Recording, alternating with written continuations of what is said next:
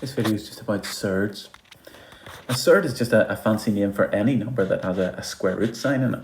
You know, something like root 13 is a surd. The square root of 32 is a squared. 2 times root 5 is a surd. 5 plus root 2 is a surd. They all involve square root signs. And square roots sometimes are very handy to have because sometimes when we're working with square roots, we don't actually need a calculator for a number that looks quite difficult. And actually they're more accurate. Writing it as a surd, writing a number as root 13 is much more accurate than putting it into a calculator. And you can just put it into a calculator and it'll give you it to 8 or 9 decimal places. So root 13 as in a calculator is 3.6055551275, and that's good to 9 decimal places. But root 13 is an exact answer. Actually, the one that you get in your calculator is rounded to 9 decimal places. It actually goes on forever. And that decimal number goes on forever and ever and ever. It means we call this number an irrational number.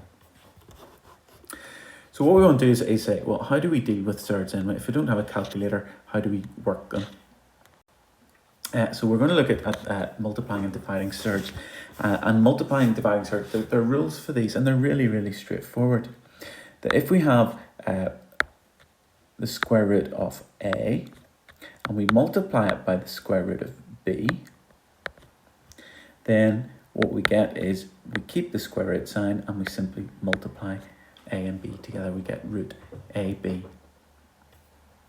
So for example, if we have root 2 times root 7, both surds, well, 2 times 7 is 14, so the square root of 2 times the square root of 7 is the square root of 14. And it's really straightforward like that. If we have root 3 multiplied by root 17, well, 3 17s are 51, and because they're both square roots, they're both surds, we'd say it's root 51. Sometimes when we have surds, then it's nice because something like root 5 times root 5, which are both decimal numbers or irrational numbers that go on forever. But when we multiply root 5 by root 5, we get root 25, which is 5. You see that when you multiply a surd by itself, you just get rid of the square root sign. That's because we're squaring a square root. Where square root of 5 squared means root 5 times root 5, which is 5. And so very quickly, if I had something like root 11 times root 11, we could just very quickly go to the answer. That's 11. And it works with multiples of surds too. So for example, if I have something like 4 root 2, and we're multiplying that by 3 root 5, well, a bit like if we were multiplying 4x times 3y, what we can do is we can look at the numeric terms, the integer terms. So 4 times 3 is 12. And then we can look at the surd terms, root 2 times root 5.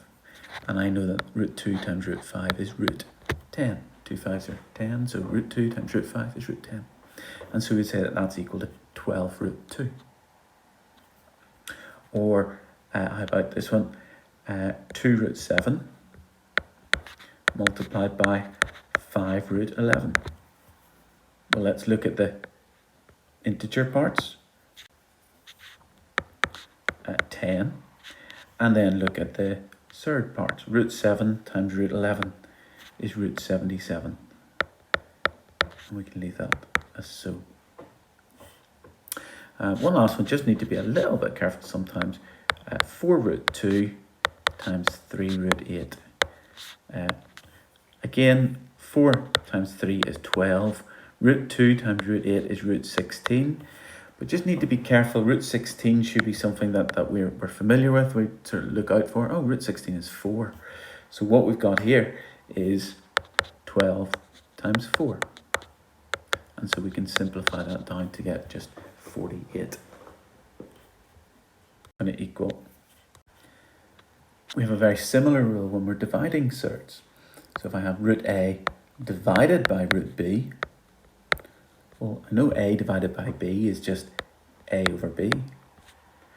So when we have surds involved, root A times root B is the square root of all of that. And just make sure that your square root sign goes over the whole fraction, not just over the top of the A. So again, a few straightforward examples.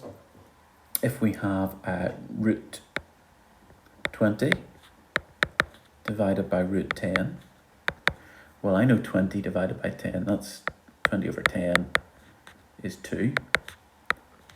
But root 20 over 10 is the same as root of 20 over 10, which is root 2.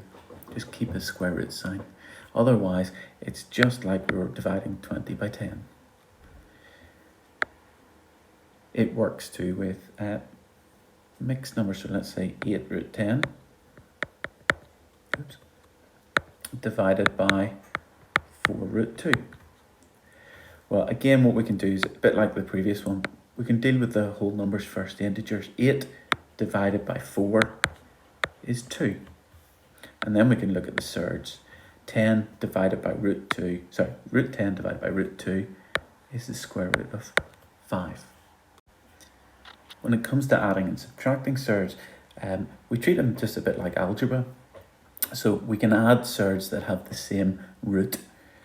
So if I have, for example, A root B,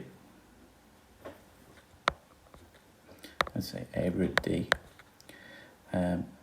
plus B root D. Well, you can almost think of that, like it would be 3x plus 2x. Well, if they have the same value here, you just add their numbers together, you take a factor out. So it's the same sort of thing here. A root D plus B root D is just, we add A and B together and multiply it by root D.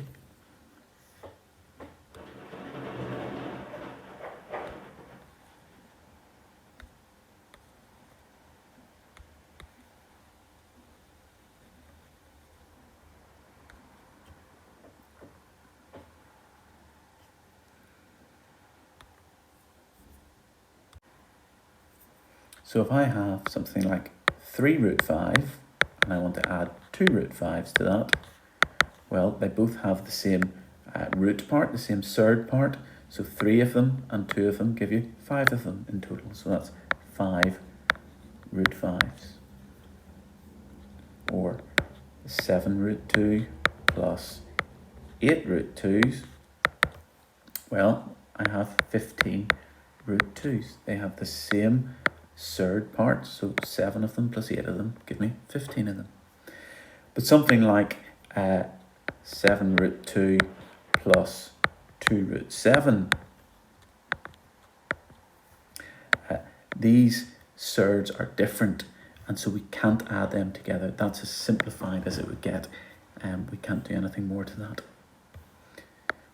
Subtraction is exactly the same sort of rule. So A root D minus B root D.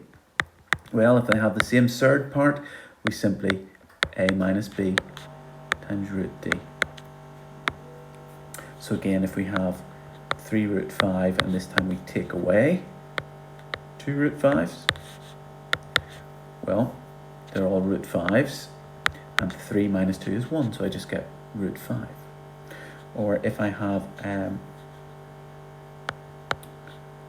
12 root 3 minus 8 root 3, well, they're both root 3 terms, and 12 minus 8 is 4, so that's 4 root 3.